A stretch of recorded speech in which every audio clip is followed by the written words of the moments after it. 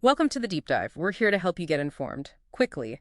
Today, we are digging into the brand new auto loan interest deduction. It just got signed into law July 4th, 2025, part of that huge OBBBA, the One Big Beautiful Bill Act. Our goal, cut through the noise and show you what this really means for, your wallet. Yeah, and what's really interesting here is how this specific provision in H.R. 1 marks a pretty big shift in federal policy around cars.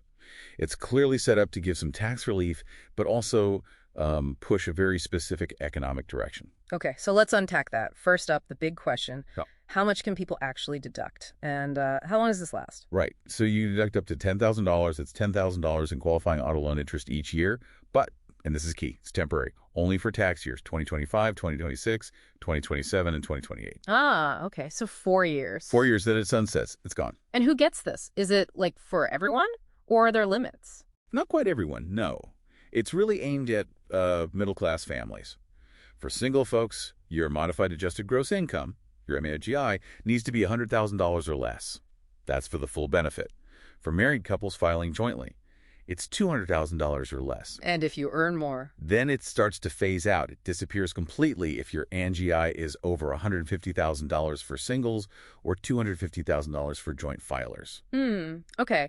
Now, I was reading through this and something jumped out, this technical glitch, the circular AGI calculation thing. What's that about? Ah, yes.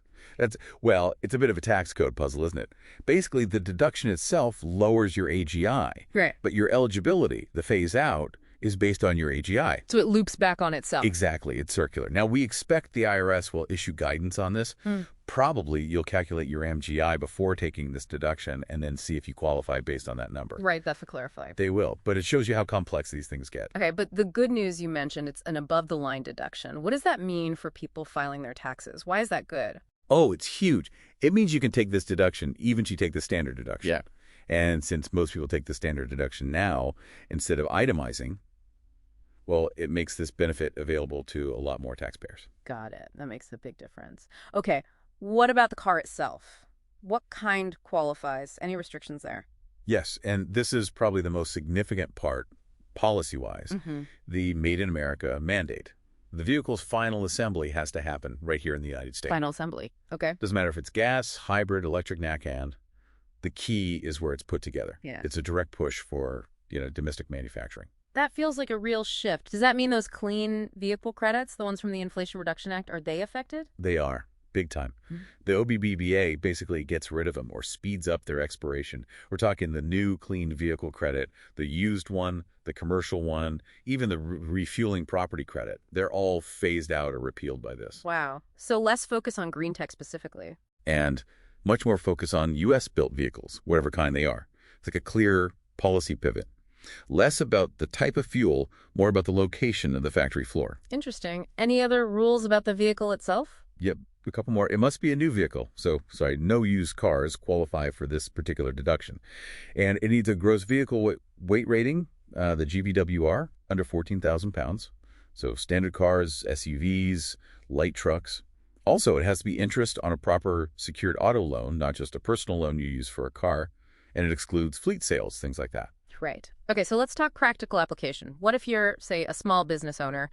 You use your SUV for work sometimes, personal trips other times. How does this deduction fit in? Ah, the mixed use question. Yes, it gets a little nuanced there. The key thing to remember is this new OBBBA deduction is strictly for the personal use portion of the vehicle. Your business use the mileage, the portion of interest related to business, depreciation, gas, all that still goes on your Schedule C, your business tax filing. Same as always. Okay, so you calculate your business percentage first. Exactly. Let's say you figure out, 75% of your driving is for business. You deduct all the relevant expenses for that 75% on Schedule C.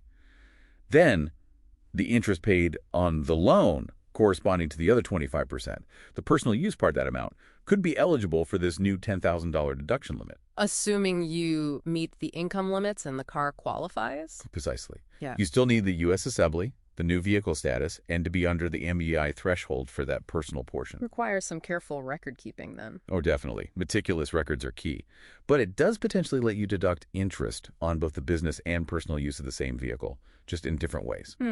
Okay, so wrapping this up, this auto loan interest deduction, it's definitely a new winkle, offers some savings, especially if you buy American assembled, Hmm.